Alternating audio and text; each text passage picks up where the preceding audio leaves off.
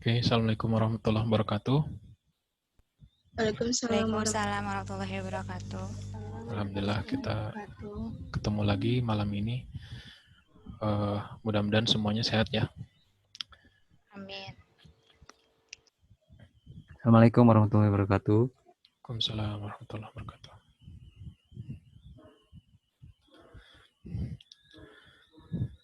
Baik, malam ini kita akan coba bahas tentang image enhancement. Kemarin kita sudah belajar bahwa image enhancement ini targetnya adalah membuat batas objek yang ada di dalam image kita jadi jelas, sehingga kita bisa lebih mudah untuk melakukan segmentasi antara objek dan background.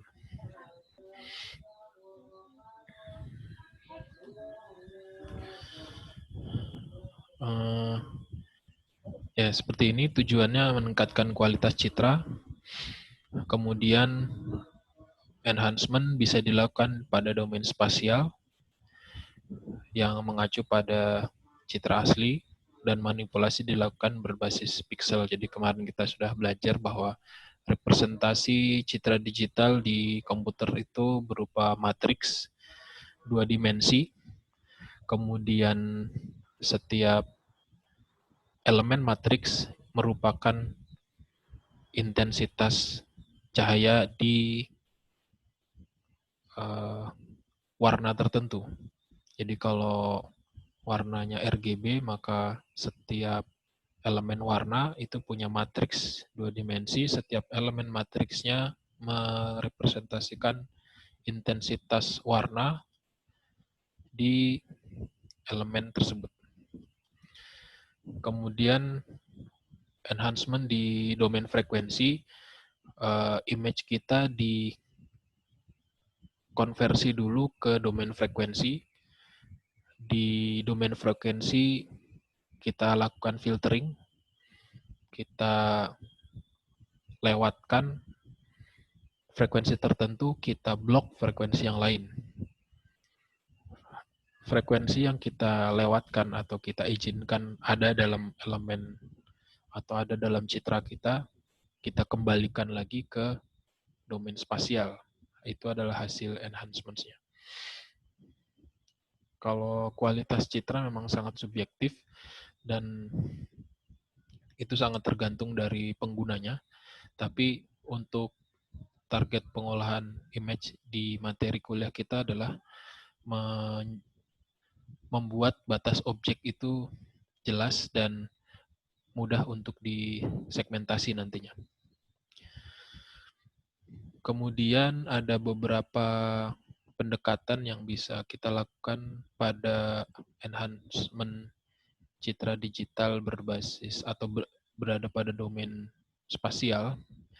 Jadi seperti ini misalnya kita ubah intensitas warna pada pixel tertentu mengikuti sebuah fungsi tertentu.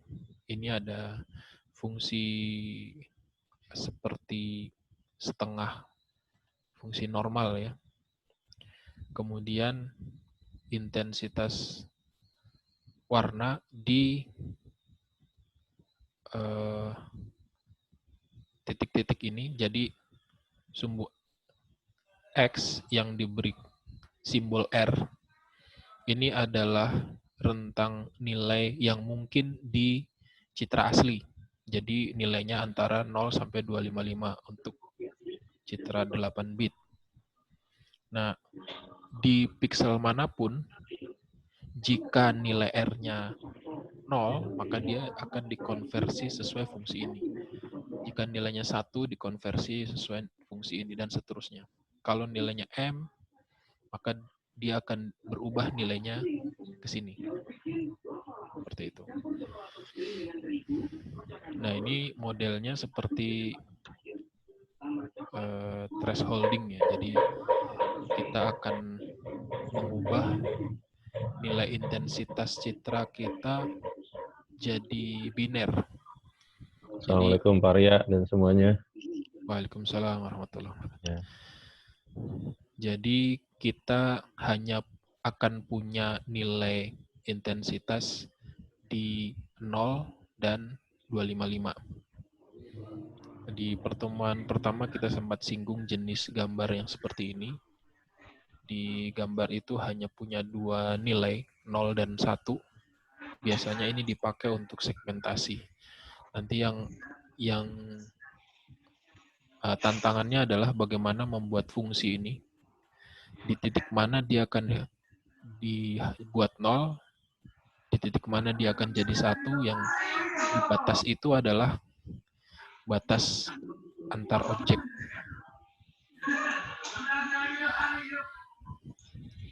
Kemudian kita ke transformasi dasar level keabuan.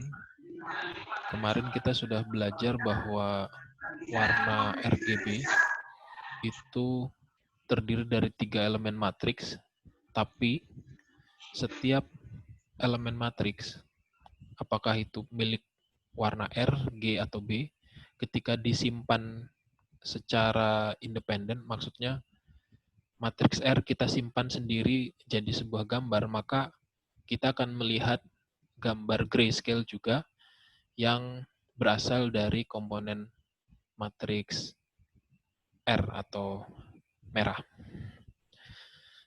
Jadi gambar RGB pun transformasinya akan kita treatment seperti mereka berasal dari gambar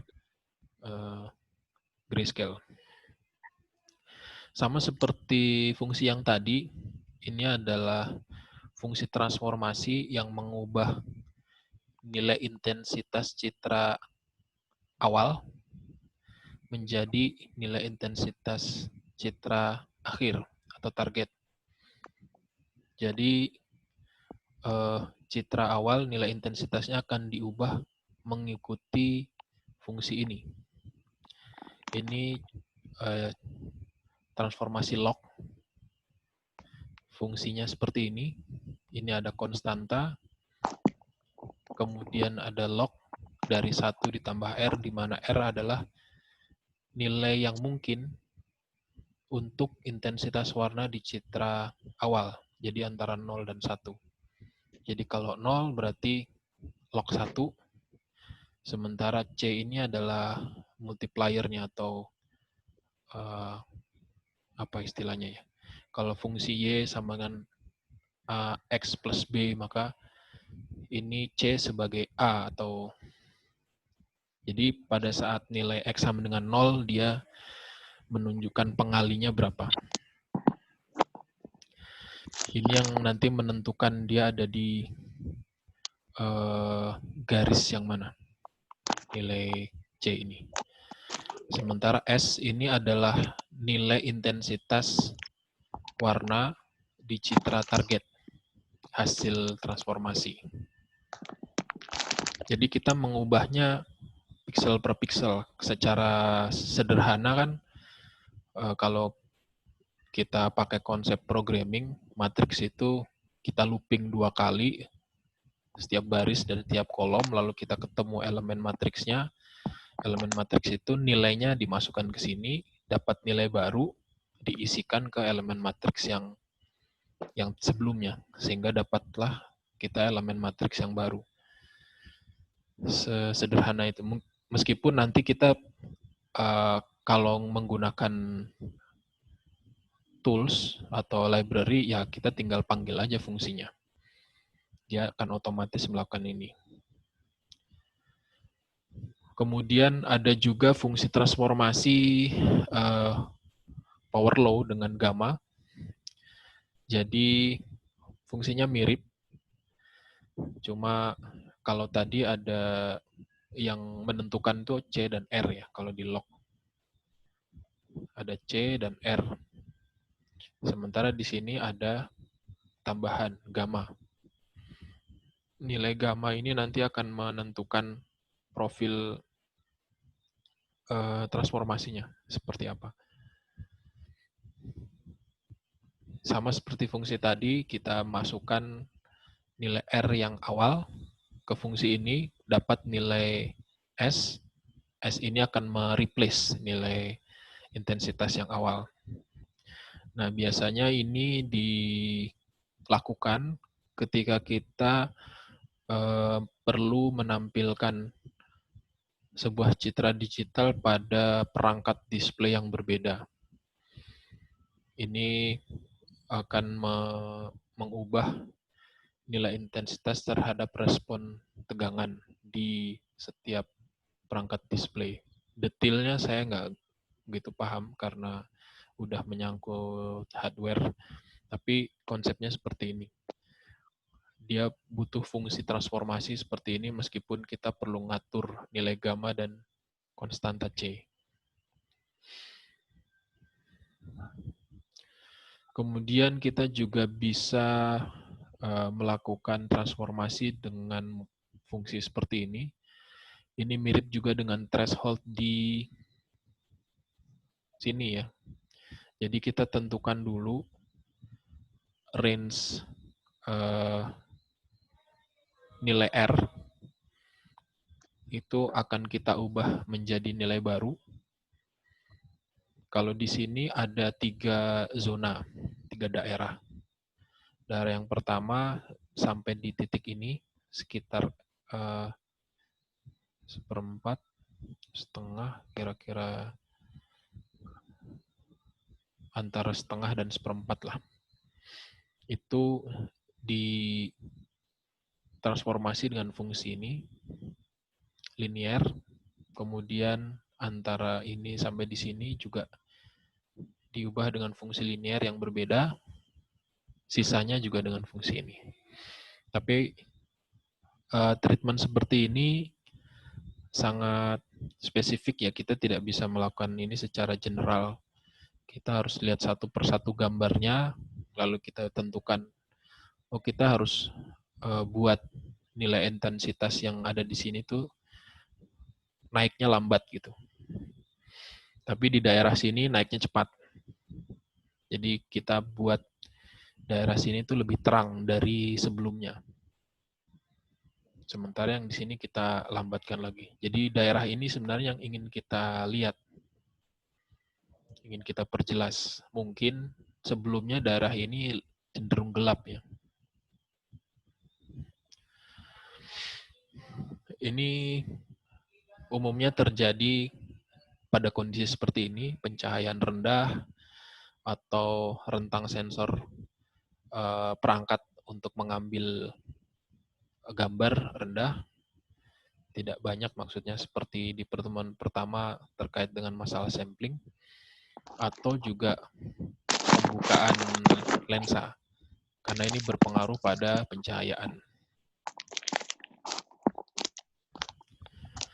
Atau juga dengan model seperti ini, kita ubah nilai citra atau nilai intensitas citra awal menjadi nilai yang baru dengan fungsi seperti ini. Sebenarnya kita bisa buat fungsi apapun, tapi kita harus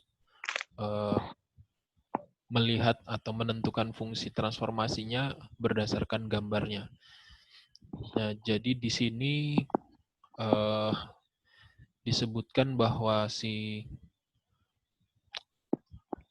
pemilik gambar ini ingin memperjelas daerah di mana ada jembatan dan kendaraan ini.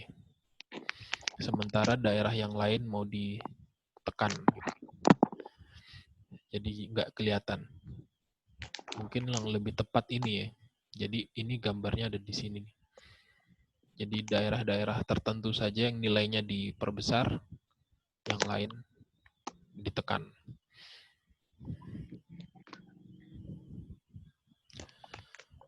Kemudian ada juga yang melakukannya dengan basis bilangan biner. Jadi rentang nilai intensitas antara 0 sampai 255 itu kan kalau dibuat biner antara 0 yang berjumlah 8 bit sampai 1 yang berjumlah 8 bit. Nah, kita akan ubah bit itu 0101 itu sesuai kebutuhan.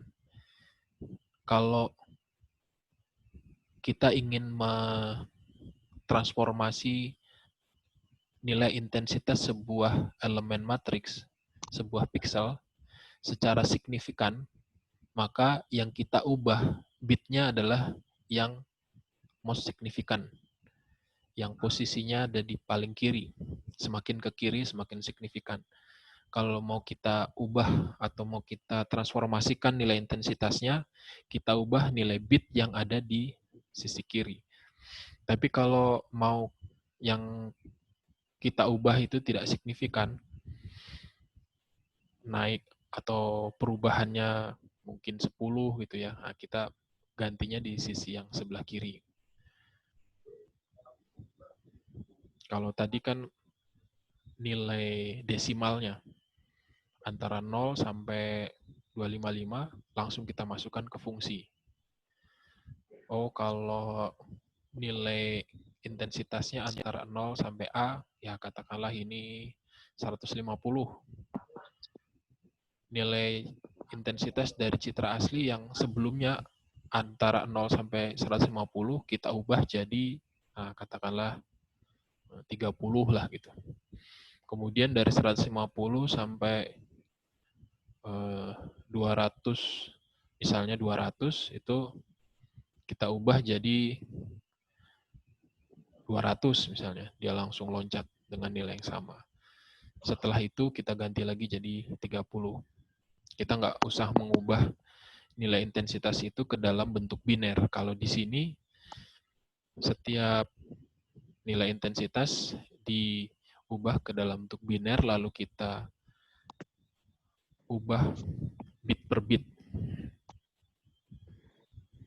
Meskipun lebih rumit ya, tapi perubahannya bisa lebih mulus karena kita bisa mengubah sedikit demi sedikit di bit least signifikan atau kita bisa ubah secara drastis di bit yang most signifikan.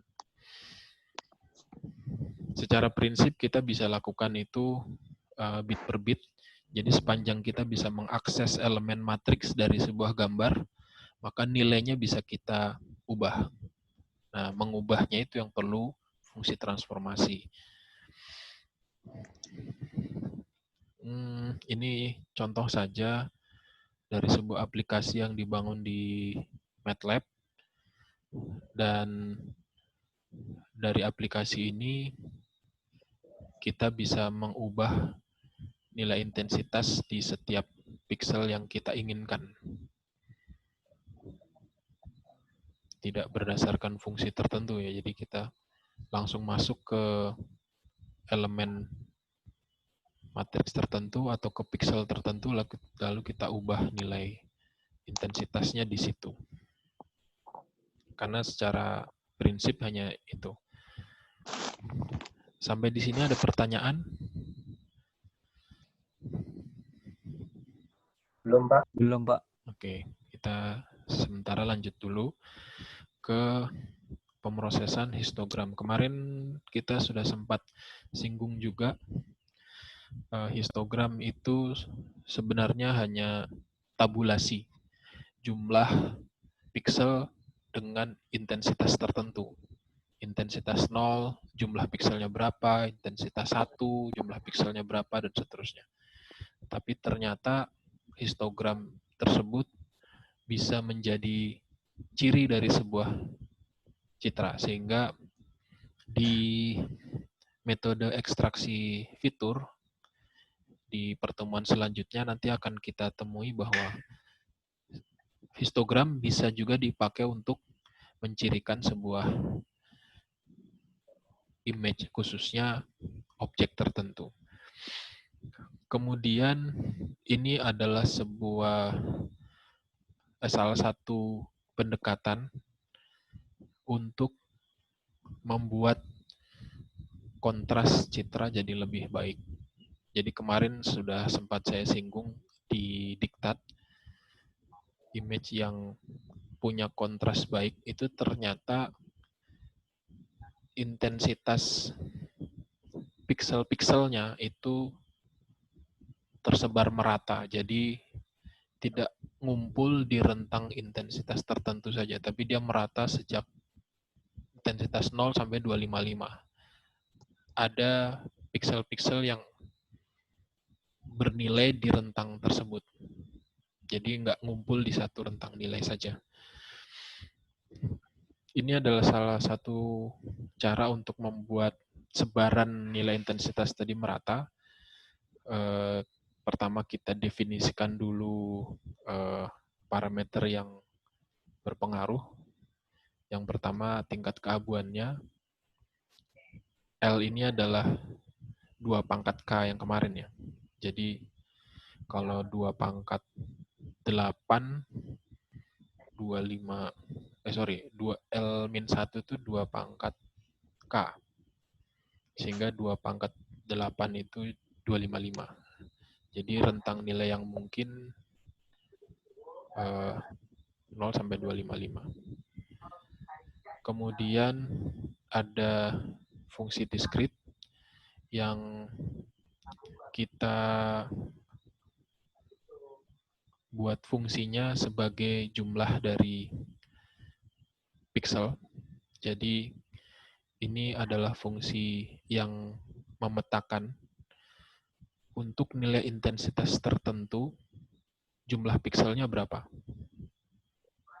Kalau misalnya RK ini 0, berarti berapa jumlah piksel yang nilai intensitasnya 0. Maka dia akan sama dengan NK. Ini adalah parameter yang diperlukan. Ini tingkat keabuan, kemudian ini tingkat keabuan di nilai K tertentu, kemudian ini adalah jumlah pikselnya di tingkat keabuan tertentu, dan ini jumlah total piksel. Kemudian ini normalnya, maksudnya kita akan buat supaya jumlah piksel pada rentang tingkat keabuan tertentu itu semuanya berada pada nilai antara 0 dan 1. Itu dinormalkan sehingga dibagi dengan jumlah piksel. Nah, seperti apa? Ini contohnya yang kemarin ya. Jadi ini adalah sebab kita membuat fungsi transformasi. Ini juga yang cerah ternyata dia hanya ngumpul di sisi kanan. Kemudian ini gelap, ternyata dia ngumpul di tengah. Nah, supaya tidak ngumpul, kita distribusikan secara merata. Seperti ini. Dan ini adalah fungsi transformasi yang akan kita buat. Sifatnya monoton naik, bernilai tunggal dan monoton naik. Nanti akan kita lihat seperti apa monoton naik itu. Kemudian itu nilainya antara 0 dan 1. Ini adalah fungsinya. Monoton naik itu karena dia nggak pernah turun ya. Kalau tadi itu kan ada yang datar, terus naik, kotak, terus turun lagi. Ini yang disebut dengan monoton naik. Naiknya R akan membuat nilai transformasinya juga naik. Tapi punya pola tertentu. Kemudian ini hasil normalnya antara 0 dan 1. Jadi bukan antara 0 sampai 255, tapi antara 0 dan 1. Karena sudah dinormalkan.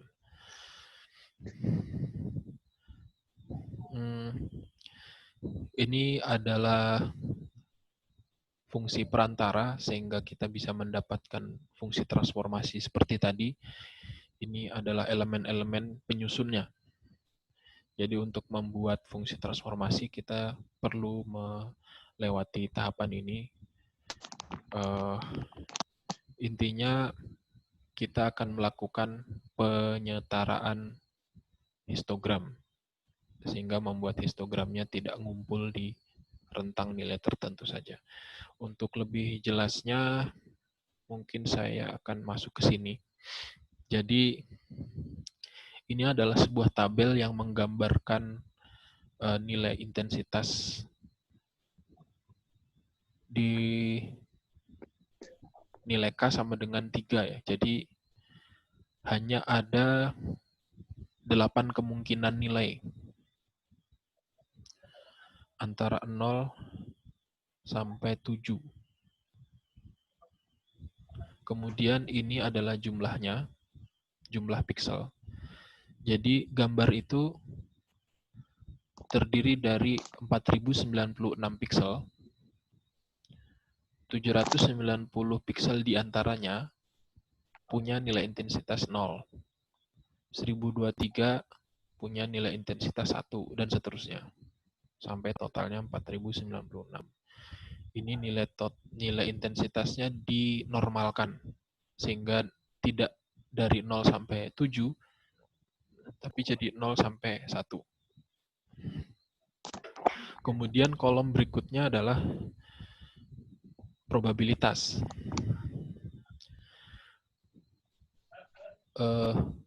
Dari 790 pixel yang bernilai 0, probabilitasnya sama dengan 0,19. Karena 790 dibagi 4096 itu 0,19. Kalau dalam 2 digit ketidakpastian ya. Ini kalau dibagi real mungkin nggak sependek ini. Mungkin bisa panjang, ini kita potong aja.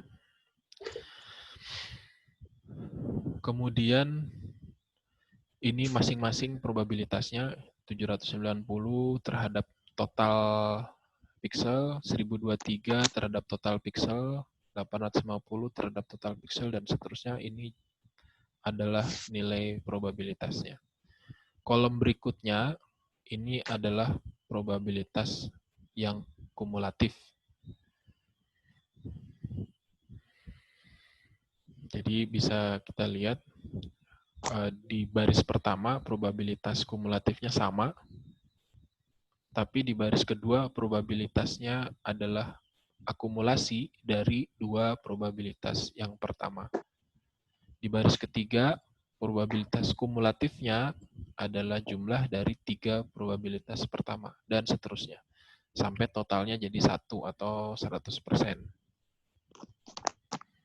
Nah, sekarang nilai intensitas pixel dengan nilai intensitas tertentu akan kita transformasikan ke mana? Nah, ini adalah dasar dari transformasinya. Jadi transformasi dilakukan per kelompok. Kalau nilai intensitas kumulatifnya seperti ini, 0,19, maka dia akan kita pindahkan ke nilai intensitas baru berdasarkan kedekatannya. Jadi nilai terendah itu 0, kemudian setelah 0 itu ada 1/7 sebagai tingkat keabuan kedua. Setelah 0, 1, 2, ini cuma dinormalkan aja. Nah, 0,19 ini adalah probabilitas pixel-pixel yang nilai intensitasnya 0.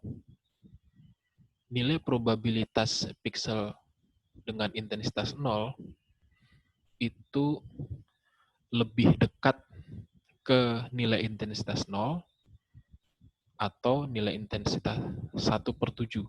Maksudnya 1 yang sudah dinormalkan ya. Masing-masing sudah dinormalkan antara 0 dan 1, sehingga kita akan mengubah nilai intensitas dari 790 pixel ini ke nilai intensitas yang baru. Kita bisa pindah ke 0 sebagai nilai intensitas awalnya, atau kita bisa pindah ke 1 sebagai nilai intensitas yang baru. Nah, ini kita pindahkan berdasarkan kedekatan. 0,19 itu lebih dekat ke 0 atau ke 1/7. Dan ini semua nanti basisnya sama. Nilai intensitas kumulatif itu lebih dekat ke nilai intensitas di bawahnya atau yang di atasnya. Jadi nilai intensitas kumulatif 0,19 itu lebih dekat ke 0 atau ke 1/7. Kumulatif 0,44 itu lebih dekat ke 1/7 atau 2/7 dan seterusnya.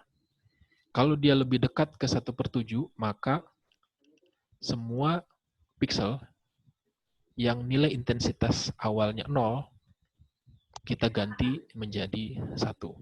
Sebaliknya, kalau nilai probabilitas kumulatif ini lebih dekat ke nilai intensitas 0, maka sekian piksel ini nilai intensitasnya tetap 0.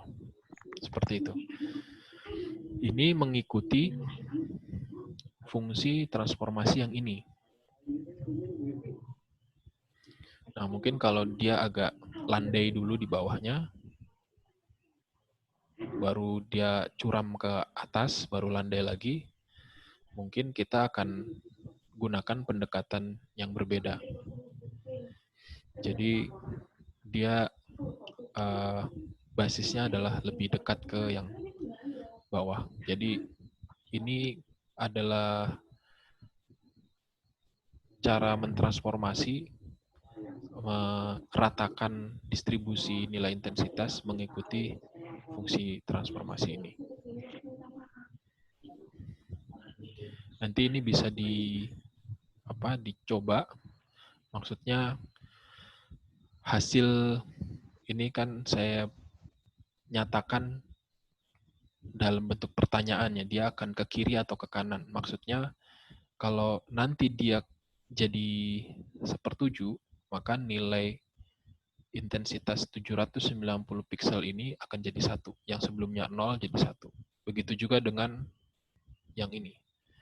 Kalau nilai probabilitas kumulatif ini lebih dekat ke 1/7, maka nilai intensitas 1023 piksel yang tadinya bernilai 1 tetap nilai 1. Tapi kalau dia justru lebih dekat ke 2/7, maka 1023 piksel yang awalnya bernilai intensitas 1 akan diubah jadi 2. Dan seterusnya. Nah, yang tidak berubah ya yang udah 1 ini. Dia tidak perlu di transformasi ke nilai apapun. Sampai di sini ada pertanyaan. Jadi basisnya adalah nilai probabilitas kumulatif.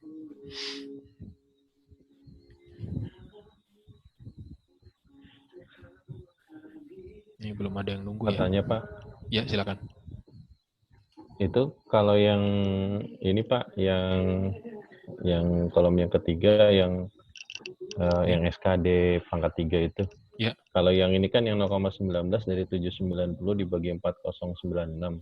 Ya. Kalau yang ini kumulatif ini, Pak. Ya, 0,19. Kumulatif ya, Pak. Nah, 0,19 yang ini yang sebelahnya. ditambah 0,25, 0,44. Iya.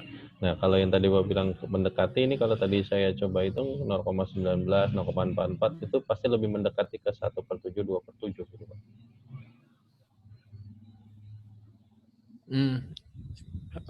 Memang ini karena basisnya kumulatif ya. Jadi jumlah probabilitas kumulatif itu makin lama makin besar.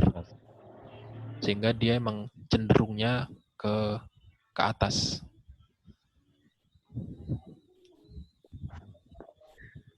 Begitu. Iya, Pak. Ini salah satu cara aja kan, tadi kita sudah sempat lihat beberapa cara sebelumnya.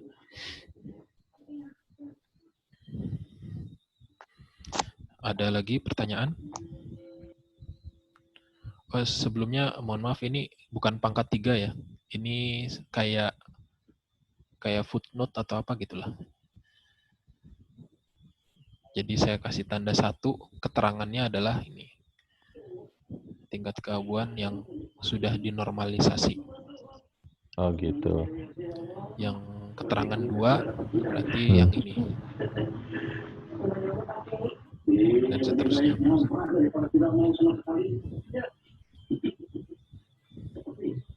Nggak ada yang nunggu ya? Oke dah. Ada. Oh ada.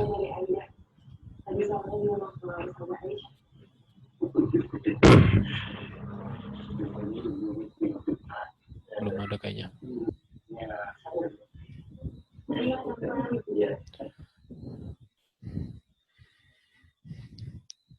Baik, bisa kita lanjut? Bisa, Pak. Oke. Lanjut, Pak.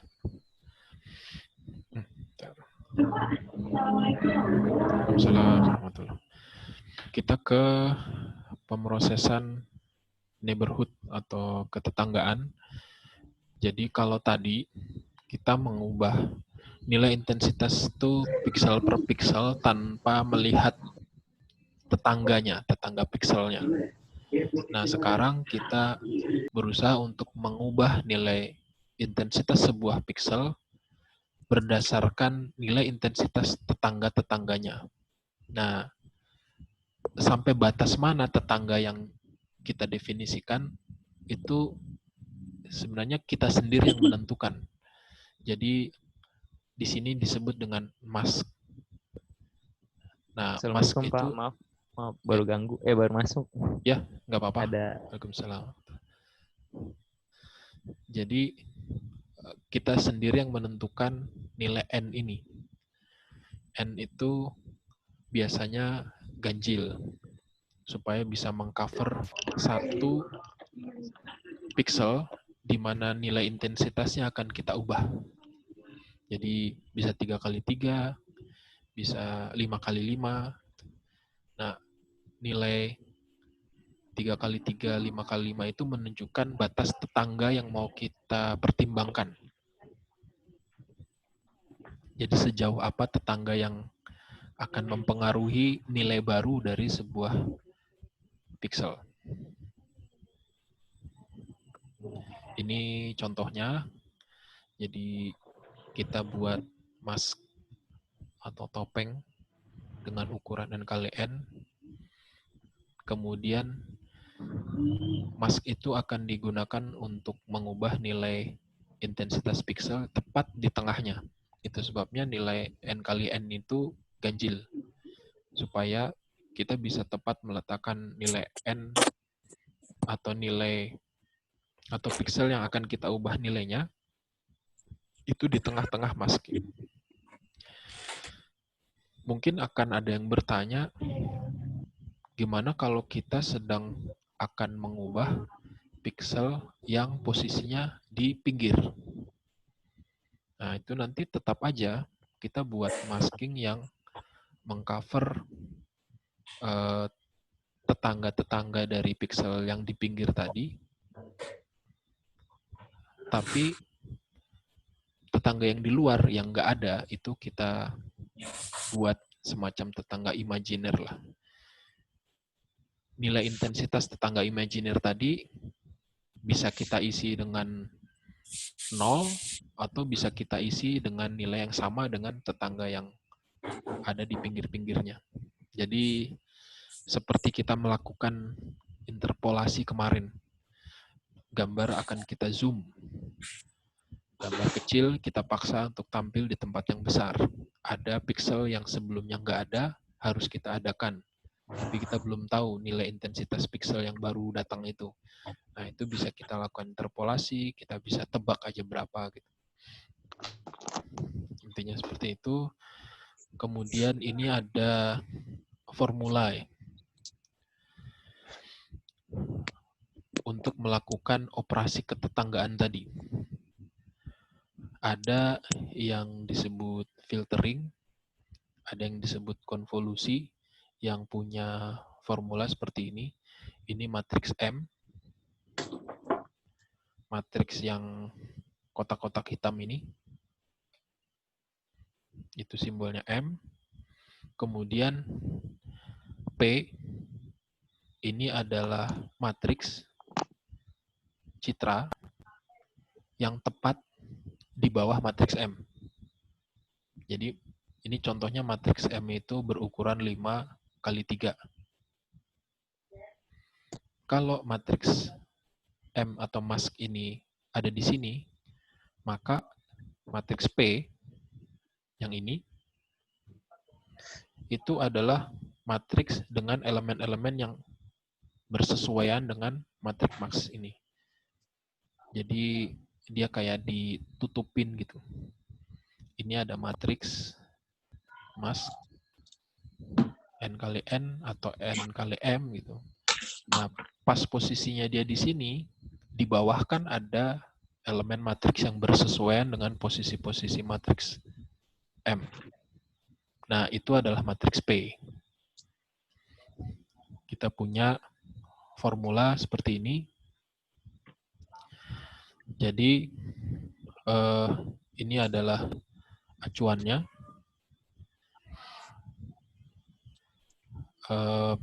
Formulanya kalau untuk filtering, dan ini formulanya untuk konvolusi. Kemudian acuannya selalu di elemen yang tengah. Jadi kalau ke kanan dari tengah itu jadi positif, ke bawah dari tengah juga positif. Sebaliknya ke atas dari tengah itu negatif, ke kiri dari tengah itu negatif. Nanti kita sesuaikan dengan ini. Jadi misalnya S dan T. S dan T itu berubah dari -1 untuk S sampai 1. Lalu T berubah dari -2 untuk 2. Kebetulan ini ukurannya 5 kali 3. Jadi kalau S itu untuk yang kolom, -1, 0, 1. Yang T itu untuk baris. -2, -1, 0, 1, 2. Nah, nanti kita sesuaikan. Pada saat S bernilai -1, pada saat T bernilai -2, maka elemen matriks M -1, -2 itu dikalikan dengan elemen matriks P. Yang mana matriks P ketika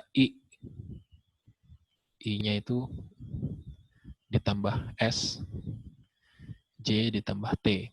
Nah, I-nya juga posisinya sama dengan indeks ini ya. -1 sampai 1 atau -2 sampai 2. I itu untuk S, jadi kalau sekarang S-nya -1, ya I-nya juga -1. J-nya juga mengikuti T. Nah, di posisi hasil perkalian ini,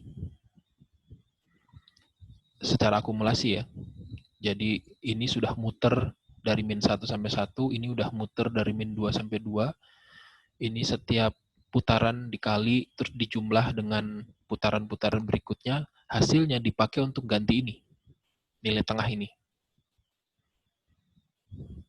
Begitu juga dengan konvolusi. Jadi semakin besar masking, maka operasinya akan makin banyak, karena loopingnya akan makin banyak. Nilai masking yang paling sedikit itu ukurannya 3 kali 3 ya. Sehingga untuk satu kali perubahan nilai intensitas, itu dia 3 kali 3 atau 9 kali looping totalnya untuk satu nilai ini. Nanti untuk nilai sebelahnya, maskingnya kita geser. Lalu lakukan lagi operasi ini. Setelah 9 kali looping atau di sini 15 kali looping, ketemu hasilnya, dipakai untuk ganti pixel yang di tengah, maskingnya kita geser lagi.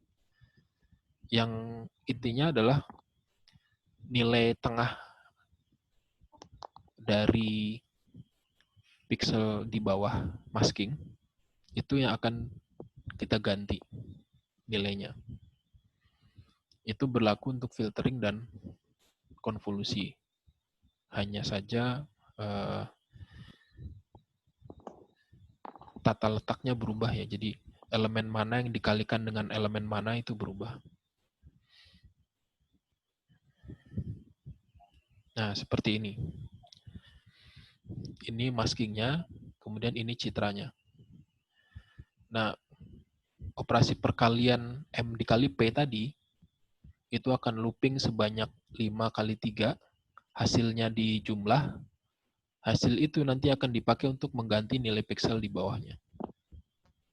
Kemudian, nilai pixel ini,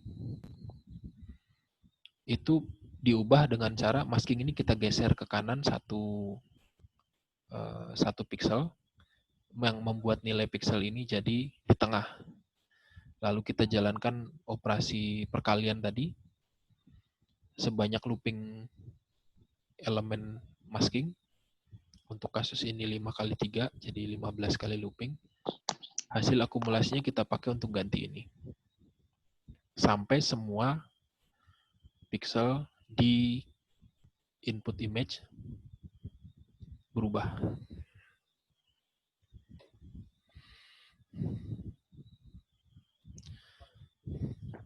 Sampai di sini ada pertanyaan?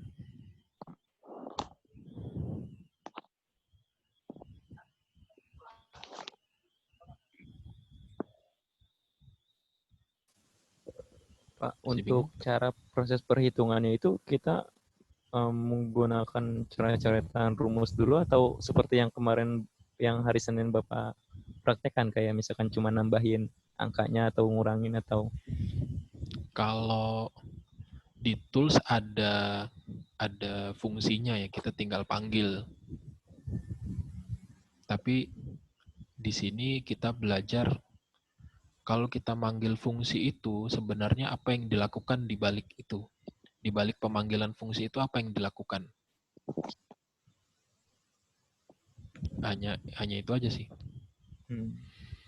Nanti ada juga yang matriks di bawah masking itu kita rata-rata. Hasil rata-ratanya kita pakai untuk ganti yang di tengah. Intinya kita mau ganti nilai yang di tengah berdasarkan nilai-nilai yang ada di pinggirnya, nilai-nilai tetangganya. Nah, itu kalau pakai tools ya kita tinggal panggil fungsinya. Tapi apa yang dilakukan oleh fungsi tadi, ini yang kita pelajari di sini. Karena sebenarnya kita hampir tidak mungkin kita secara praktis melakukan operasi seperti ini secara manual ya. Apalagi untuk gambar yang banyak dan ukuran yang besar. Pasti kita mengandalkan tools.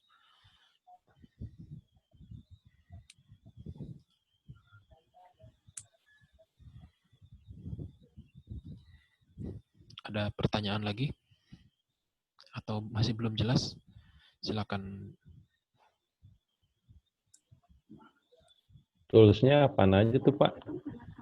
Apa Kalau aja? tadi Bapak kan kita banyak gitu kan, itu apaan aja tuh Pak salah satu contohnya? Yang paling umum digunakan orang kan MATLAB.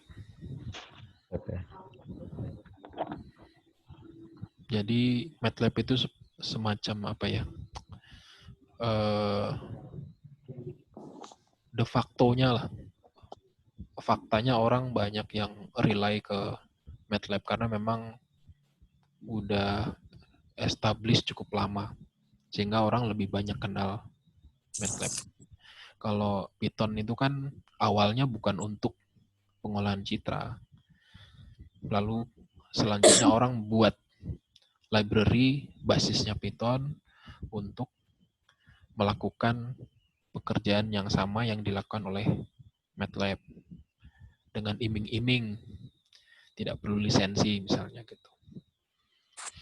Tapi secara de facto memang ya MATLAB yang paling paling banyak digunakan.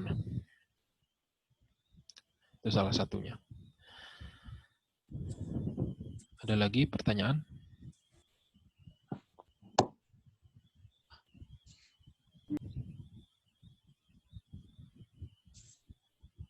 Bisa kita lanjut dulu? Bisa, Pak. Bisa, Pak. Lanjut, Pak. Kemudian ini adalah parameter statistik yang bisa kita pakai untuk mengubah nilai pixel tertentu. Kalau tadi kita ubah berdasarkan fungsi ini. Kita kalikan nilai dari matriks masking dengan matriks yang tepat berada di bawah masking. Dioperasikan dengan cara tertentu. Ini perubahan indeks menentukan cara perkaliannya. Tapi kalau di sini basis atau dasar kita mengubah nilai intensitas sebuah matriks itu berdasarkan parameter statistik tetangganya. Nah, parameter statistik yang biasa digunakan itu adalah rata-rata dan varians. Kuadrat dari sigma. Sigma itu standar deviasi, kuadratnya varians. Sama seperti di filtering atau konvolusi, kita juga perlu menentukan sampai di mana sih tetangga yang kita maksud itu. Kalau di sini simbolnya S dan T. Sampai berapa jauh dari titik atau dari pixel yang akan kita ganti nilainya. Nah, kita melihat parameter statistik di tetangga tadi. Kita simbolkan dengan M untuk rata-rata dan sigma kuadrat untuk varians. Nah, varians merupakan ukuran kontras di area tetangga. Semakin besar varians, maka nilai intensitas pixel-pixel yang kita sebut bertetangga tadi itu fluktuatif. Perbedaannya signifikan. Kalau varians kan semakin besar varians, berarti nilai yang kita sedang amati sangat variatif. Semakin kecil varians, maka nilai yang kita sedang amati mirip-mirip. Nah, ini ternyata mencirikan kontras. Tadi kita udah lihat gambar yang kontrasnya bagus, itu punya perbedaan nilai intensitas di setiap pixelnya signifikan, sehingga bisa membedakan satu objek dengan objek yang lain. Nah, kalau untuk lokal, itu kita lihat parameter statistik di tetangganya. Sementara kalau global, itu rata-rata dan variansnya untuk semua pixel dari gambar kita. Nah, kenapa kita perlu melihat yang lokal? Karena ini akan kita pakai sebagai dasar. Kalau rata-rata lokal lebih kecil dari rata-rata global, maka di daerah lokal itu nilai intensitas pixelnya rendah. Makanya ketika di rata-rata lebih kecil. Nah, dibanding dengan yang pixel yang lain, itu pixel yang lain lebih banyak yang terang. Sehingga kalau di rata-rata masih tinggi. Nah, ini dipakai untuk menentukan area gelap. Area gelap adalah area di mana rata-rata lokalnya lebih rendah dari rata-rata global.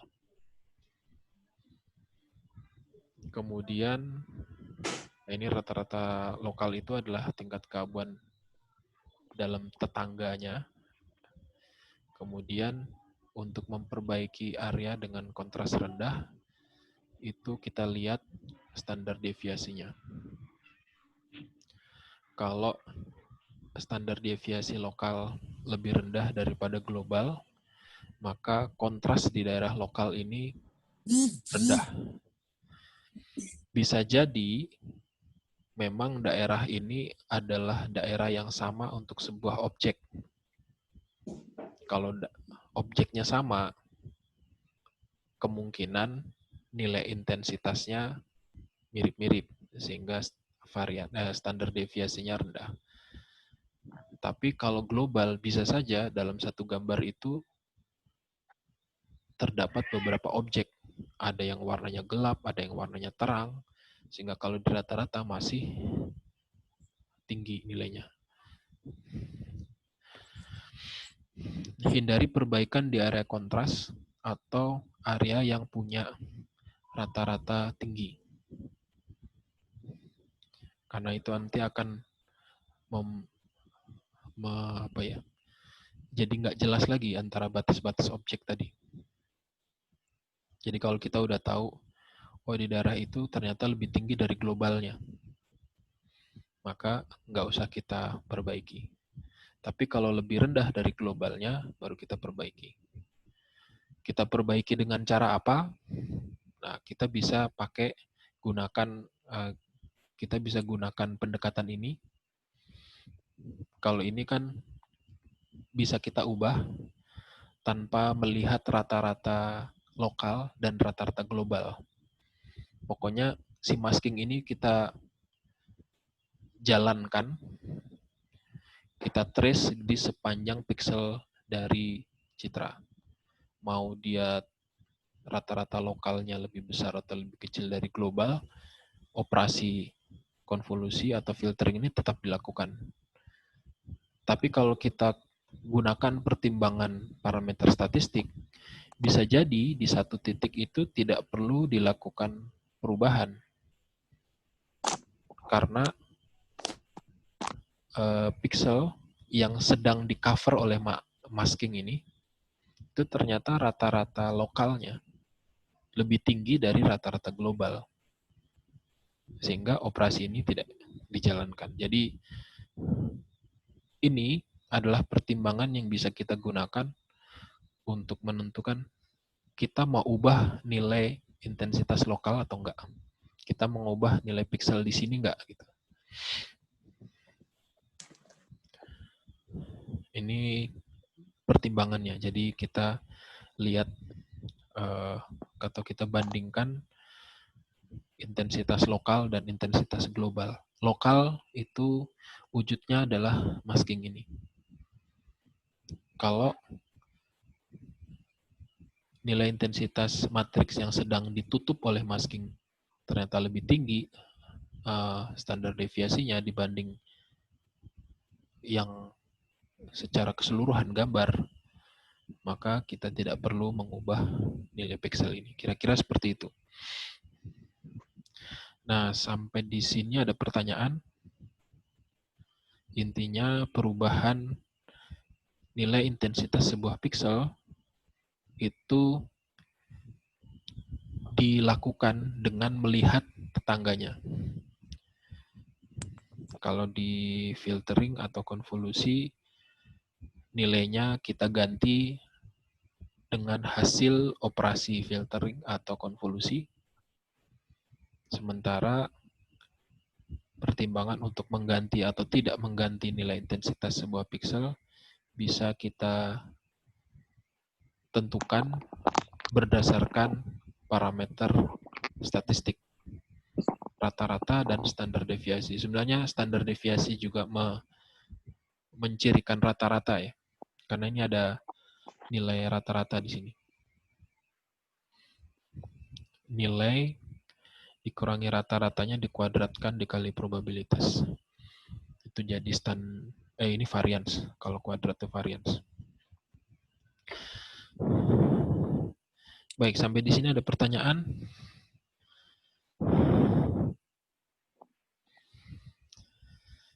Ya, ada Pak. Oke, kita lanjut ya.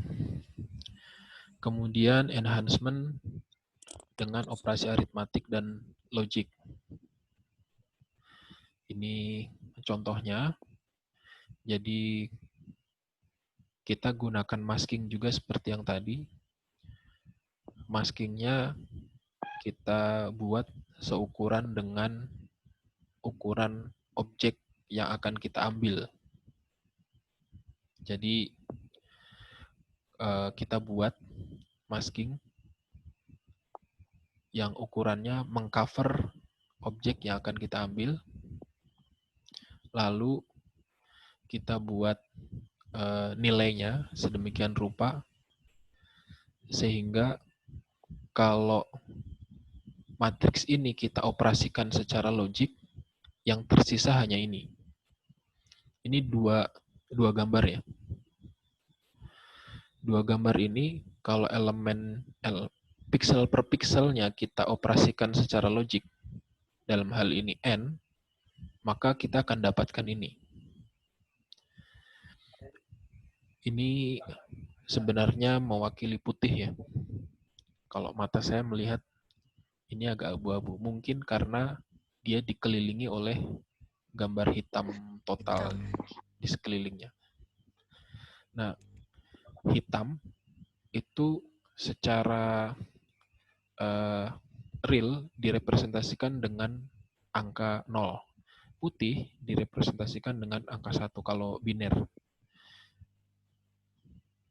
Nah, berapapun nilai pixel yang ada di sini, itu kalau dioperasikan secara n dengan 0, kan operasi n itu kalau ketemu 0, berapapun yang ketemu sama 0, pasti 0 kan.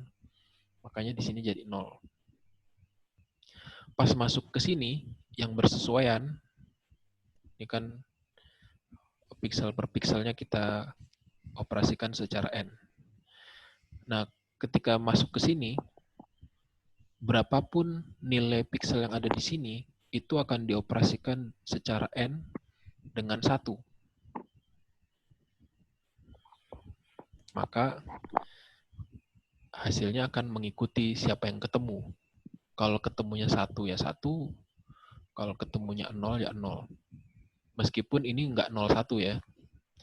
Ini bilangan antara 0 sampai 255. Tapi maksudnya yang nanti keluar di hasil itu mengikuti apa yang ada di objek ini. Sementara yang di luar objek yang akan kita ambil, berapapun nilainya, dia akan jadi 0. Karena dia dioperasikan secara n dengan 0. Akhirnya kita ketemu ini. Tapi ini kita diharuskan punya pengetahuan khusus tentang posisinya ada di mana, ukurannya berapa. Jadi treatmentnya gambar per gambar. Tidak bisa kita punya dataset sekian ratus gambar, lalu kita operasikan dengan cara yang sama, ya nggak mungkin. Ini harus satu persatu. Manual. Atau dengan OR. Kalau dengan OR kan yang menang yang 1 ya. Yang 1. Kalau dia ketemu 1, ya jadi 1. Tapi kalau dia ketemu 0, ya dia ngikutin siapa yang ketemu sama 0. Kalau yang ketemu sama 0,1, dia jadi 1. Kalau yang ketemu sama 0, apapun yang ketemu sama 0, ya nggak akan berubah lah kalau di OR. Tapi kalau dia ketemu sama 1, berapapun yang ketemu ini, ya jadi 1. 1 di OR dengan 1, ya 1. 1 di OR dengan 0, ya 1. Akhirnya kita ketemu lagi objek yang ingin kita ambil, object of interest. Kemudian kita bisa lakukan subtraksi. Ini seperti operasi aritmatik di matriks ya. Kalau pengurangan itu kan elemen matriks yang bersesuaian dikurangi. F00 dikurangi H00. Nanti akan masuk ke G00. F 01 dikurangi H01 jadi G 01 dan seterusnya. Nah, ini hasil pengurangan ini juga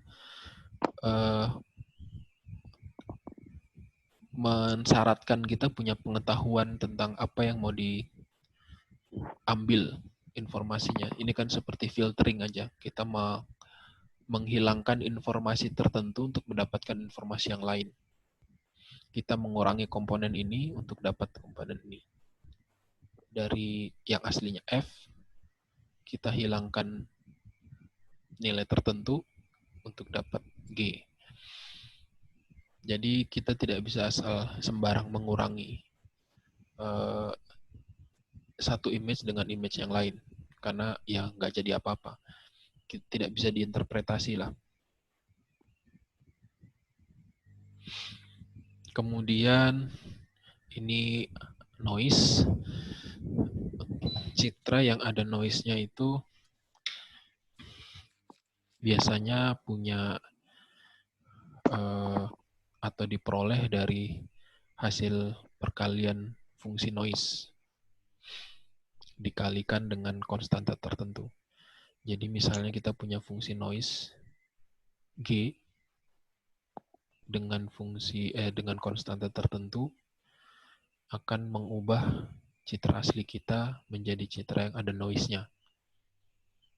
Berarti untuk menghilangkan itu kita harus menekan nilai noise ini yang punya konstanta pengali. Nah, ini umumnya bernilai lebih besar dari aslinya, sehingga kita akan buat rata-rata. Dengan merata-rata ini akan banyak informasi noise yang hilang, karena kalau rata-rata itu kan yang besar jadi kecil, yang kecil membesar sedikit, sehingga kita ketemu nilai tengahnya. Ini juga tidak bisa menghilangkan secara mutlak noise, ya tergantung tingkat noise-nya, kemudian asumsi nilai konstanta pengali dan fungsi noise-nya seperti apa, sehingga kita tidak bisa merata-rata citra lalu dengan begitu noise-nya hilang total, itu belum tentu. Bisa jadi yang kita rata-ratakan hilang karena memang kebetulan fungsi noise-nya sama dengan asumsi kita. Karena sebenarnya kan kita nggak tahu, ini hanya hipotesis saja. Noise pada citra itu diperoleh dengan mengalihkan citra asli dengan fungsi noise-nya. Tapi kita nggak pernah tahu fungsi noise-nya seperti apa. Karena biasanya citra yang ada noise-nya itu kita peroleh udah ada noise-nya. Ya, kecuali kita buat ada fungsi yang bebas dari noise, kita berikan noise dengan mengalihkannya dengan fungsi noise, berarti kita tinggal rata-rata dari fungsi yang tadi. Kira-kira seperti itu. Tapi intinya noise itu muncul karena ada faktor fungsi noise, sehingga untuk menghilangkannya fungsi noise-nya kita tekan. Menekan fungsi noise dilakukan dengan merata-rata nilai intensitas piksel-pikselnya, sehingga tidak ada lagi yang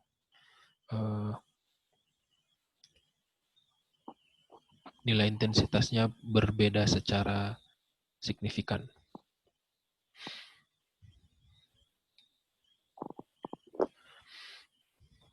Ini contohnya, ada sebuah citra asli, kemudian ditambahkan noise dengan fungsi Gaussian yang rata-ratanya 0 dan sigmanya 64. Jadinya seperti ini. Nah, nanti kalau ini mau dihilangkan lagi, berarti rata-ratanya dilakukan pada fungsi Gaussian yang punya rata-rata 0 dan sigmanya 64. Kalau fungsi Gaussian itu kan fungsi normal ya. Fungsi normal terus rata-ratanya itu di X yang tepat di puncak. Jadi nilai rata-rata itu di fungsi Gaussian pasti titik puncak. Nah, nilai rata-rata yang menyebabkan fungsi itu puncak itu adalah nilai rata-rata. Nah, kalau rata-rata 0, berarti sumbu X-nya itu 0 akan membuat fungsinya maksimal.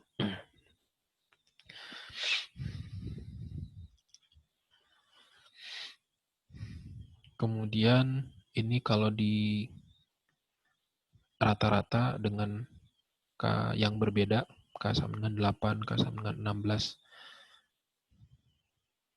Kalau ini tingkat keabuan, 64 tingkat keabuan, kita ubah, kita rata-rata, ternyata mendekati. Jadi ini kita tahu fungsi Gaussian yang membuat dia jadi ada noise-nya. Terus nilai fungsi Gaussian tadi di rata-rata dengan variasi nilai K, maka dia akan mendekati citra aslinya. Kita tidak bisa mendapatkan nilai citra aslinya karena namanya rata-rata itu kan, jadi ini ada titik-titik putih di tempat hitam. Nah, kalau kita rata-rata, titik putih itu kan nilai intensitasnya besar. Kalau kita rata-ratakan dengan yang di sekelilingnya, nilai intensitasnya yang rendah, maka dia akan sedikit turun, tapi yang tadinya rendah juga naik sedikit. Sehingga masih terlihat sedikit noise di sini. Beda dengan yang aslinya.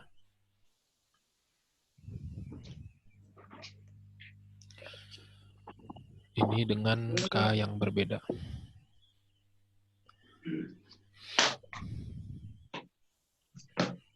Itu kalau kita gunakan operasi dengan fungsi tertentu. Kalau ini kita lakukan operasi secara aritmatik. Kemarin kita sudah sempat coba ya, kalau perkalian berarti dia bisa balik lagi ke 0 kalau terlalu besar. Atau penjumlahan, kalau pembagian itu pasti jadi lebih kecil semua nilainya sehingga jadi gelap.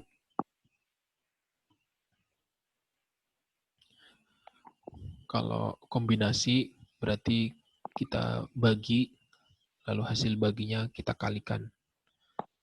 Atau kita kalikan baru dibagi.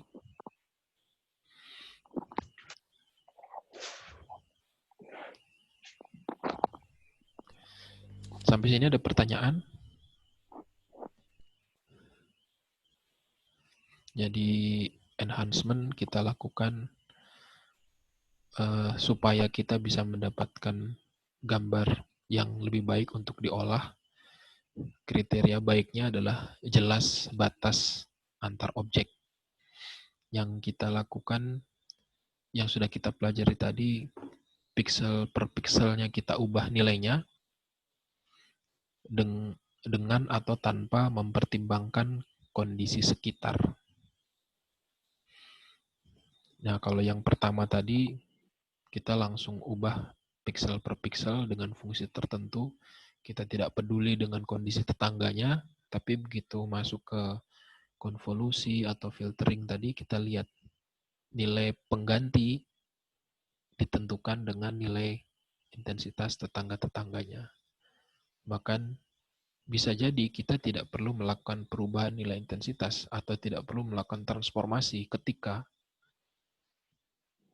rata-rata atau standar deviasi dari pixel-pixel tertentu dalam skop lokal lebih besar dari standar deviasi pada skop global atau seluruh image.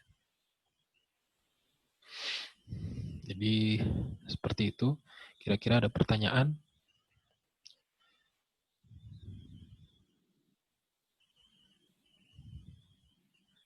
Nggak ada ya? Tidak ada, Pak. Oke. Belum, Pak. Belum ada, Pak. Terakhir saya mau sharing tentang gedung oktav yang kemarin saya cerita sebagai tools yang punya sintaks yang sama dengan MATLAB.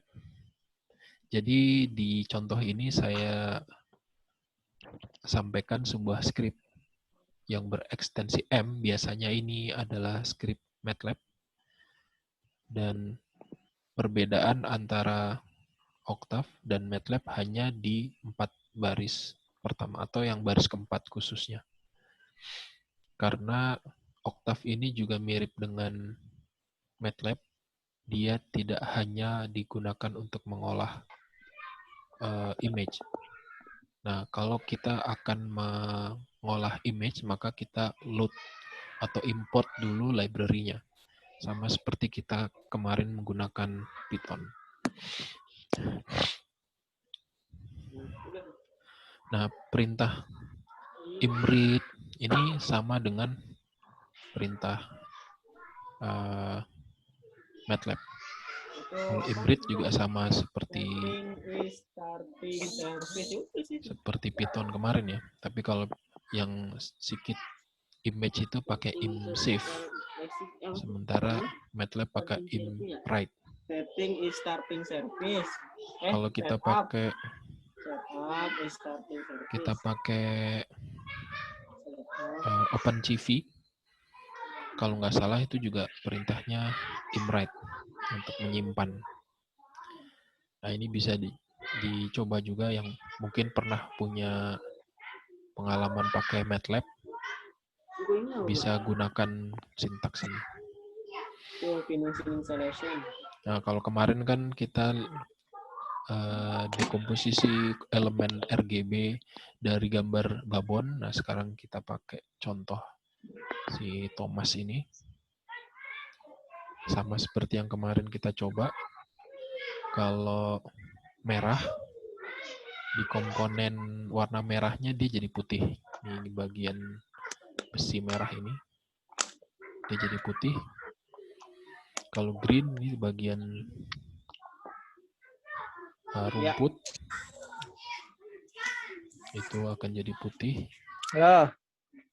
Kalau blue, bagian birunya yang jadi putih.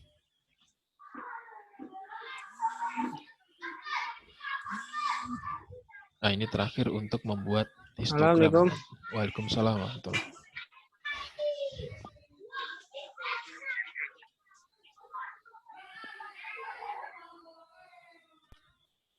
Ini skrip untuk membuat histogram dengan Octave atau dengan MATLAB. Jadi pada level tertentu sintaks Octave sama persis dengan MATLAB. Yang berbeda itu mungkin yang ada GUI-nya, saya lupa itu apa namanya ya di MATLAB itu. Tapi kalau fungsi dasarnya sama. Jadi ini bisa kita gunakan di MATLAB, bisa kita gunakan di Octave. Yang spesifik Octave yang ini. Octave harus kita deklarasikan secara eksplisit bahwa kita akan menggunakan Octave untuk mengolah image, sehingga library image-nya di load. Kalau enggak, ya dia nggak kenal imread, nggak kenal imshow, dan seterusnya. Baik, sampai sini ada pertanyaan.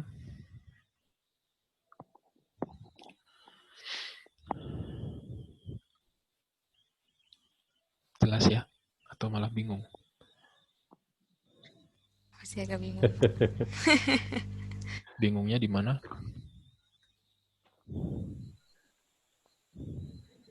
Mungkin kalau langsung aplikasi itu gampang ya Pak. Cuman ini kan sebagai dasar buat aplikasi itu sebenarnya terbentuk dari sini ya gitu ya Pak. Iya, iya.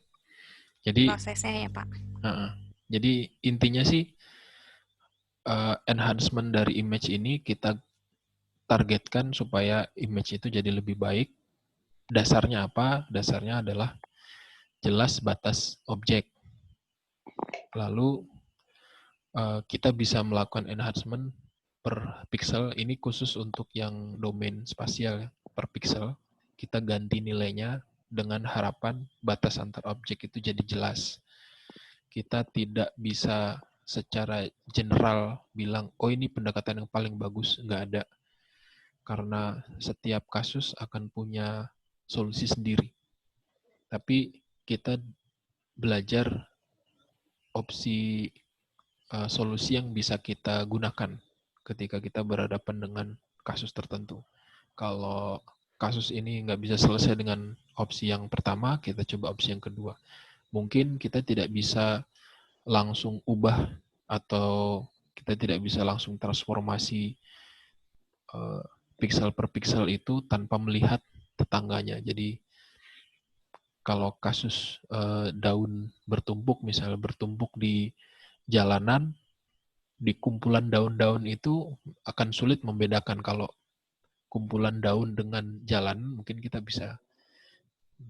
bisa pisahkan mana jalanan, mana daun. Tapi kalau di antara daun-daun itu mungkin kita perlu treatment yang lebih rumit lagi untuk memisahkan. Jadi itu menurut saya pemahaman itu sudah jadi syarat minimal kita untuk bisa melakukan enhancement, karena apa yang kita gunakan nanti dengan tools sudah terarah lah kita mau pakai tools apa. Sebelumnya saya mau konfirmasi lagi apakah kelas ini bersepakat untuk menggunakan skenario tugas yang mengcover item penilaian tugas UAS dan UTS sekaligus. Iya Pak, setelah Iya, Pak. perundingan kemarin kita setuju untuk itu. Pertama karena untuk pembelajaran kita juga, kemudian juga untuk melatih kita juga sih Pak. Kemarin sih kami semua setuju coba itu. Tapi kalau bisa soalnya jangan sulit-sulit gitu Pak. Nggak, makanya saya maunya bertahap. Jadi pas saat nanti kita waktunya UTS, setiap kelompok sudah menentukan objek. Kemarin kan saya sempat dengar ada yang udah download Planclave itu ya. Nah, misalnya di Planclave itu kan banyak ya, ada daun, ada bunga, ada buah gitu. Mungkin ada satu kelompok saya mau menjadikan objek buah ini sebagai objek kajian. Nah, nanti semua tetap yang mau diangkat adalah ekstraksi fitur. Tapi kalau buah, nanti skopnya buah apa dulu gitu. Apakah buah itu sangat signifikan ketika dibedakan dengan warna atau tidak? Kalau dibedakan dengan warna itu sangat signifikan, berarti nanti pengolahannya basis warna. Tapi kalau bentuk, berarti basisnya bentuk. Seperti itu. Nanti kalau kebetulan gambarnya belum tersegmentasi, bisa saja fokusnya justru melihat pendekatan segmentasi mana yang paling baik untuk kasus itu.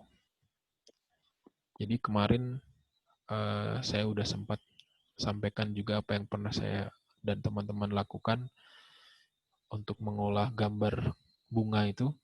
Jadi ada gambar bunga yang kita segmentasi berhasil, tapi ada juga yang enggak. Nah, mungkin nanti ada kelompok yang arahnya ke bagaimana atau menentukan metode segmentasi apa yang paling cocok untuk objek kajiannya. Jadi, saya harapkan pada saat kita waktunya UTS, setiap kelompok sudah bisa menentukan objek kajiannya yang mana. Sehingga nanti kita bisa tentukan nanti akan diolah seperti apa gambar ini. Karena kan kita sekarang sedang tahap belajar. kita sedang membangun kayak membuka hutan lah, membuka peta. Ini sebenarnya mau kemana sih sebenarnya? Nah, kalau sejak awal targetnya adalah membuat sebuah proyek kecil-kecilan, lalu tapi kita belum tahu ini akan mengarah kemana, tentu akan sulit. Makanya sebagai tahapan awal, setiap kelompok saya minta sudah harus punya objek yang jelas. Minimal objek dulu, saya mau memproses gambar apa, saya peroleh di mana. Itu pada saat UTS. Jadi Rabu depan ya. Rabu depan setiap kelompok sudah bisa menentukan objek gambarnya. Kemudian nanti bikin laporannya itu seperti bikin makalah. Jadi saya minta nanti setiap anggota kelompok akan mencoba pendekatan yang berbeda. Mungkin fitur yang mau diambil fitur warna misalnya, tapi ada beberapa jenis warna. Nah, dibagi aja di satu kelompok itu misalnya ada 4 orang. Orang pertama pakai RGB misalnya, yang kedua pakai HSV, yang ketiga pakai yang warna lain lah gitu. Lalu diterapkan ke gambar yang sama.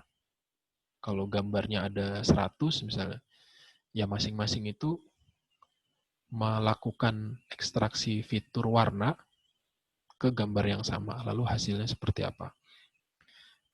Nah, setiap orang saya minta membuat laporannya per orang itu di blok. Jadi kayak kita bikin tutorial gitu. Nanti pada saat bikin laporan akhir, kalian seperti mensitir. Pekerjaan si A ini menunjukkan bahwa pengambilan gambar berdasarkan warna RGB itu lebih, mungkin kita belum bisa bilang lebih bagus atau lebih jelek ya, karena kita belum sampai pada tahap learning, tapi minimal kita bilang bagaimana cara mengambil fitur warna gambar RGB, bagaimana mengambil fitur warna HSV misalnya. Nah, itu seperti kita bikin makalah sambil mensitir. Menurut si A, di blognya dia, cara mengambil fitur warna RGB seperti ini. Jadi, saya harapkan setiap orang punya tulisan di blog. Ya, ini sambil mendayung 2-3 pulau terlampaui. Jadi, setiap orang saya harapkan punya pengalaman yang pernah di-share secara online. Saya nggak tahu di sini ada nggak yang belum punya blog gitu. Mudah-mudahan sih nggak ada. Kalau di website gitu boleh nggak, Pak? Boleh. Saya dulu malah waktu ngajar S1, saya kasih tugas yang setiap mahasiswa itu bikin blog, blognya di-share di Facebook. Jadi supaya kalau blog kan belum tentu, kalau misalnya kita belum punya banyak teman, orang mungkin belum terlalu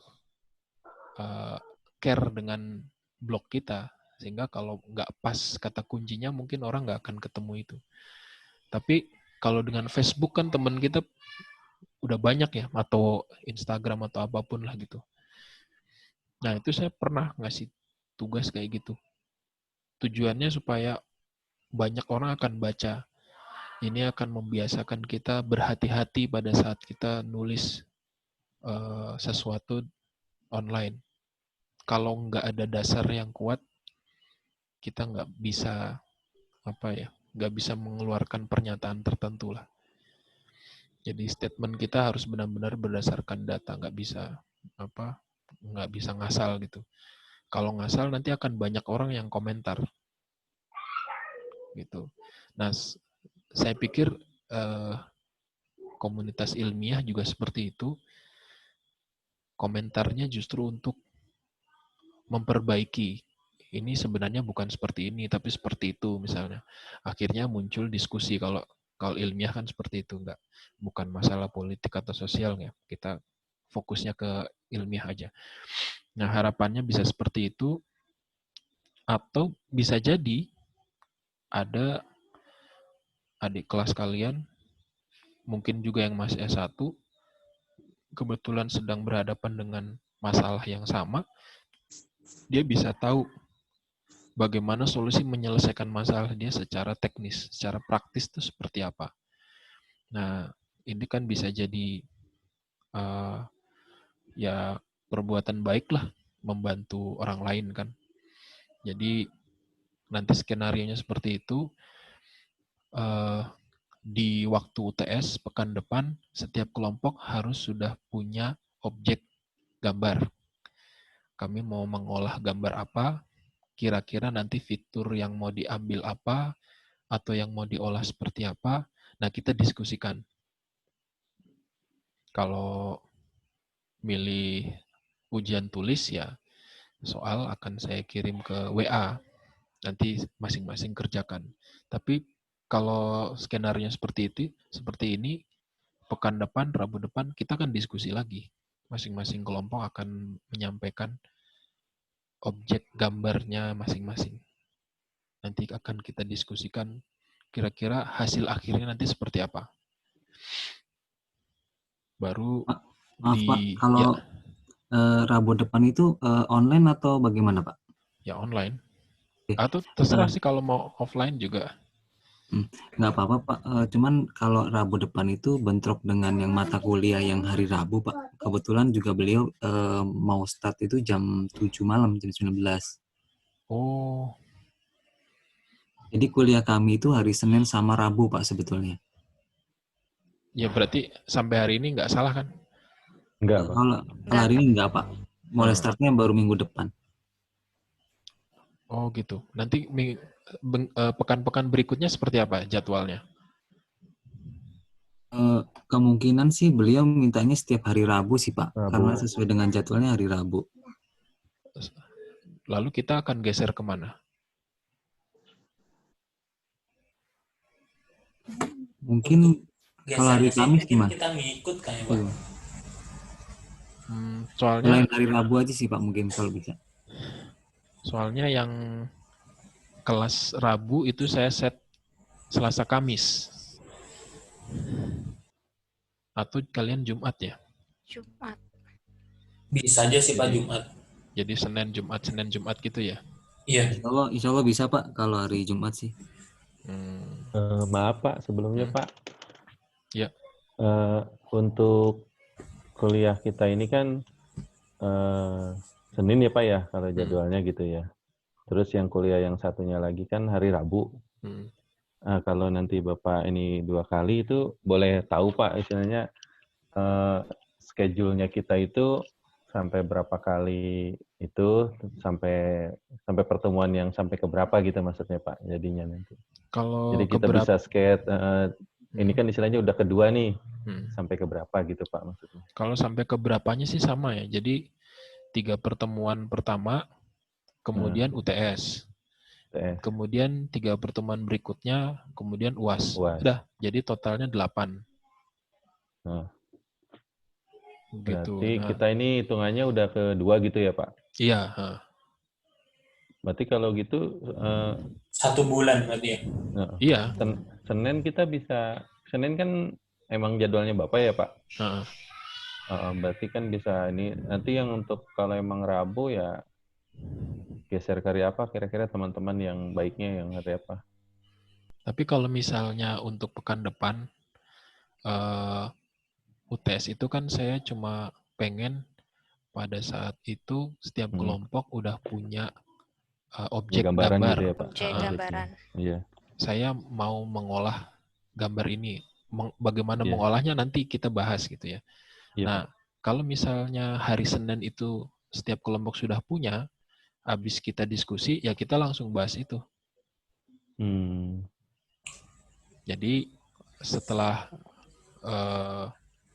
berarti pekan berikutnya lagi, Senin depannya lagi, itu kita udah masuk bagaimana cara mengolah gambar yang sudah ditargetkan itu.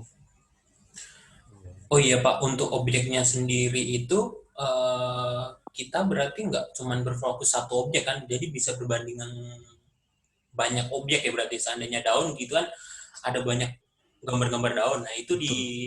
Oke Pak. Betul. Karena targetnya kita tidak mengolah 1-2 gambar. Semakin banyak semakin bagus. Nah ya. Jadi kita bisa lihat perbandingannya di antara gambar satu dan gambar lain itu, apakah di gambar satu berhasil dan di gambar lain tidak atau gitu ya, dari hasilnya itu ya? Belum. Oh belum. Jadi kita ngambil fitur aja.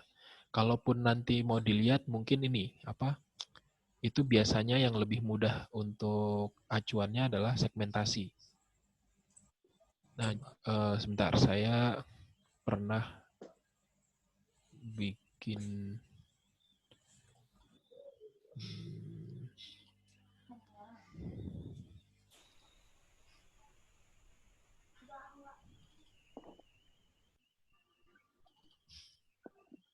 jadi saya sama teman-teman pernah mau bikin artikel tapi nggak sempat selesai. Jadi ini sebenarnya belum disubmit. Kelihatan ya artikelnya? Nah, apa yang kami lakukan di sini adalah objek gambar yang sama di penelitian sebelumnya itu kami segmentasi dengan menggunakan tools pengolah citra seperti Photoshop. Ini yang kami jadikan acuan. Jadi kalau ada gambar, di dalamnya ada 1 objek bunga, di dalamnya ada 2 objek bunga, 3 objek bunga, 4 objek bunga. Nanti kami akan lakukan segmentasi dengan pendekatan tertentu, bukan dengan Photoshop ya, tapi dengan teknik segmentasi tertentu. Lalu yang pertama kita lihat adalah apakah kalau gambar aslinya terdiri dari 1 objek, segmentasi kita juga bisa menemukan 1 objek. Karena ternyata ada beberapa yang tidak bisa menemukan itu. Jadi, ini gambarnya belum saya masukin ya. Jadi ada yang harusnya 2, tapi dia nemuin 3. Ada yang harusnya 3, dia nemuin 5, bisa jadi. Nah, itu mungkin lebih mudah untuk melihat kinerjanya. Tapi kalau yang diambil itu seperti yang kemarin. Sebentar.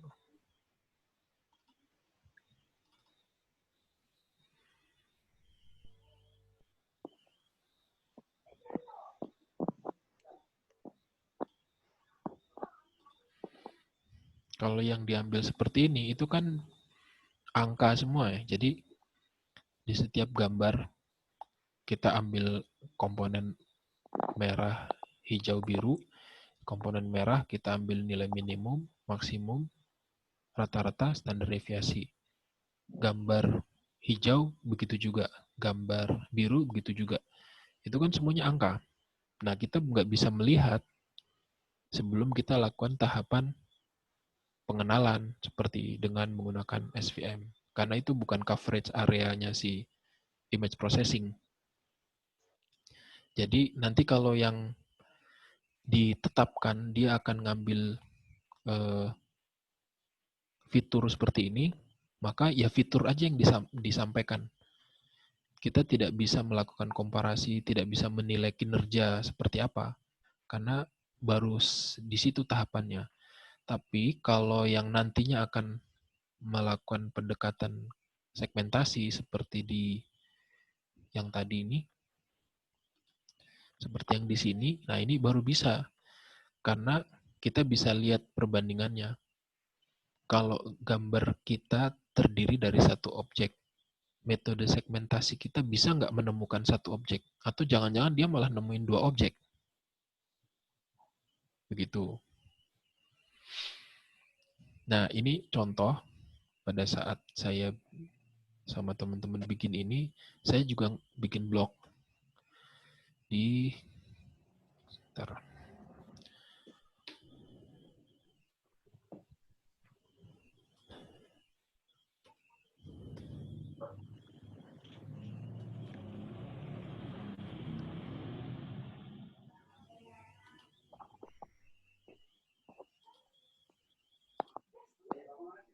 Nah, saya bikin blog ini, saya cerita gimana sih saya bisa membuat acuan segmentasi, karena kalau kita mau membangun metode segmentasi untuk sebuah jenis gambar tertentu, kita harus bandingkan dengan acuannya. Nah, acuan ini yang dikenal sebagai ground truth. Ground truth ini kalau dalam konteks ini seperti dipaksakan ya, karena ground truth-nya seperti ini dan perlu ada sedikit perbaikan ya, ini harus dibuang manual gitu. Nah, bisa saja nanti ada kelompok yang punya skenario seperti ini. Lalu dia akan bikin blog, entah dia pakai tools apa ya. Kalau ini saya pakai GIMP. Tapi ada alur berpikir, kenapa saya harus melakukan ini? Gitu. Nah, apa yang kita lakukan secara praktis, masing-masing anggota itu akan bikin tulisan di blog. Tulisan masing-masing di blog itu nanti akan disitir pada saat setiap kelompok bikin laporan yang utuh. Jadi nanti ceritanya berdasarkan tulisan si A di blog dengan alamat ini, maka untuk melakukan segmentasi dilakukan dengan cara seperti ini, hasilnya seperti ini. Memang seperti ditulis ulang sih, tapi yang saya inginkan adalah apa yang sudah kalian lakukan, pernah kalian lakukan, itu nggak cuma jadi kertas. Minimal ada manfaatnya. Kayak blog saya ini kan nggak ada juga yang baca seperti ini. Tapi ya siapa tahu ada yang baca, minimal buat masing-masing bisa semacam punya catatan lah. Oh, saya pernah melakukan ini, saya catat di sini. Kalau lupa, saya lihat lagi. Kira-kira seperti itu.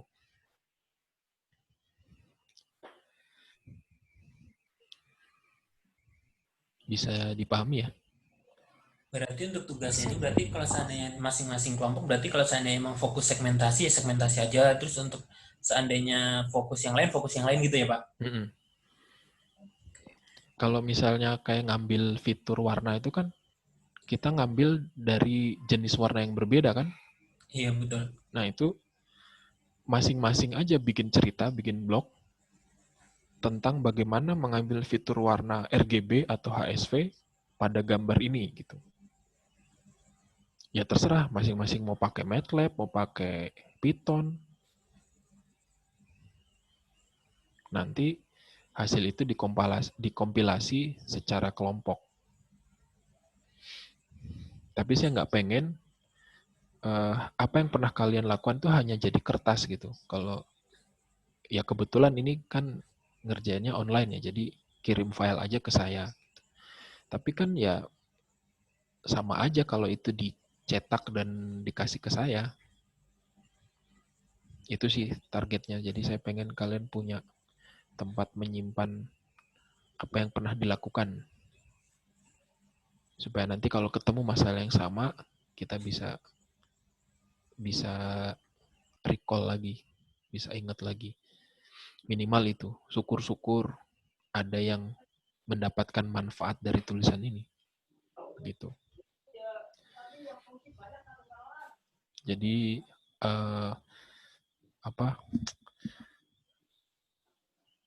jejaknya nanti seperti itu.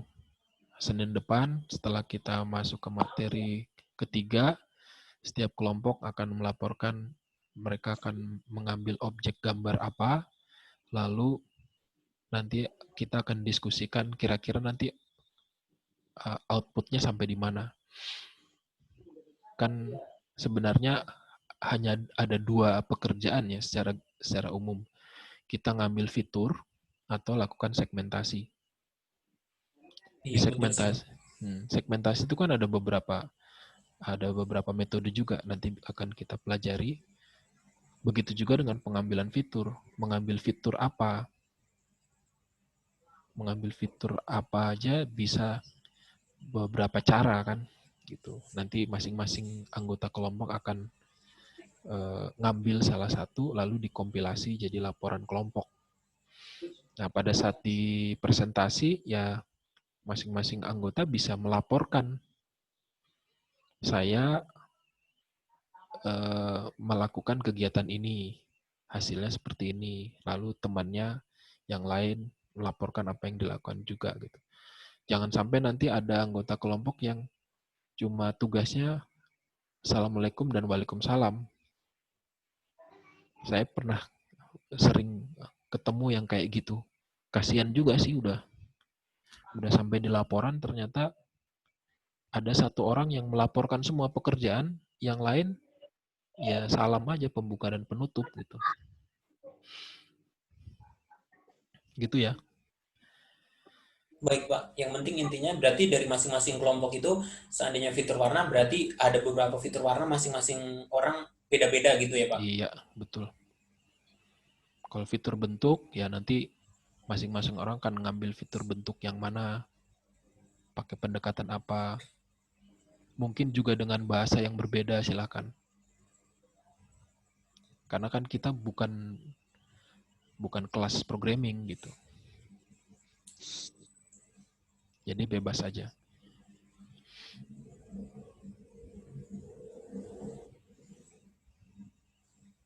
Dan kalau mau diskusi, bisa kapan aja, sepanjang lewat WA. Saya sarankan sih lewat grup ya, supaya teman-teman yang lain juga bisa ngerti apa yang sedang dihadapi oleh kelompok yang lain, solusinya bagaimana, bisa ngerti bareng gitu. Meskipun pertanyaan diajukan kapan saja, ya tapi bisa jadi dijawabnya nggak seketika gitu. Tapi saya berusaha secepatnya untuk merespon. Bahkan kalau diperlukan, ya kita meeting lagi seperti begini, cari jadwal yang semuanya pada bisa, ya nanti saya akan buka diskusinya. Jadi kira-kira seperti itu. Nggak memberatkan kan ya? Insya Allah sih enggak, Pak. Ya, sip.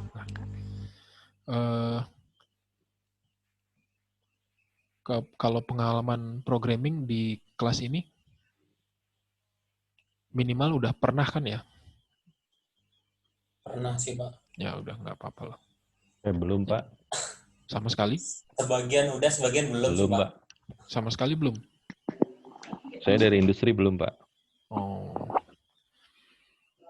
Nah mungkin nanti yang memang belum punya pengalaman programming sama sekali, itu akan ya silakan disepakati, tapi mungkin nanti pekerjaan programmingnya minimal ya.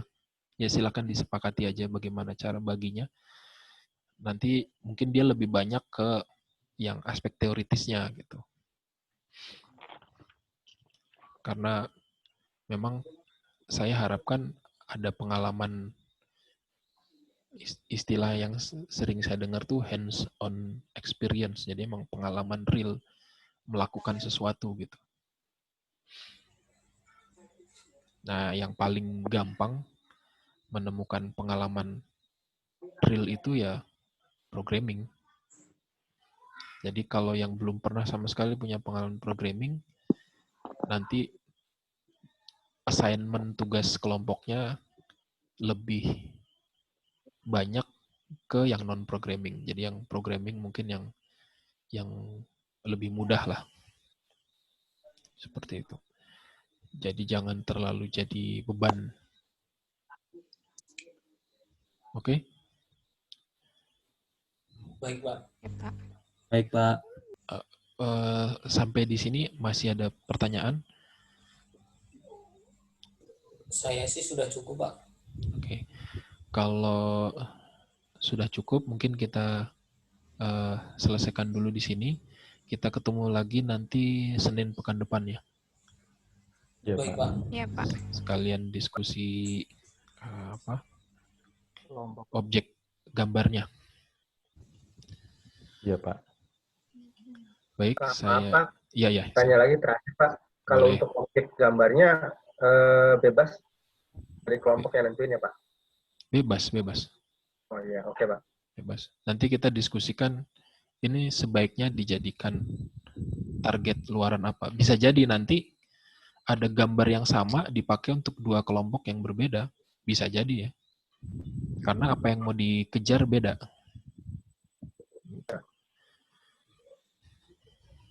Mungkin itu saja. Ada lagi pertanyaan? Ya, Pak. Oke. Baik, saya akhiri malam ini pertemuan kita. Kita ketemu Senin depan. Assalamualaikum warahmatullahi wabarakatuh. Waalaikumsalam warahmatullahi wabarakatuh.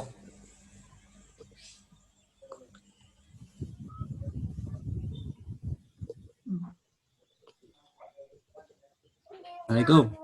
Salam. Assalamualaikum.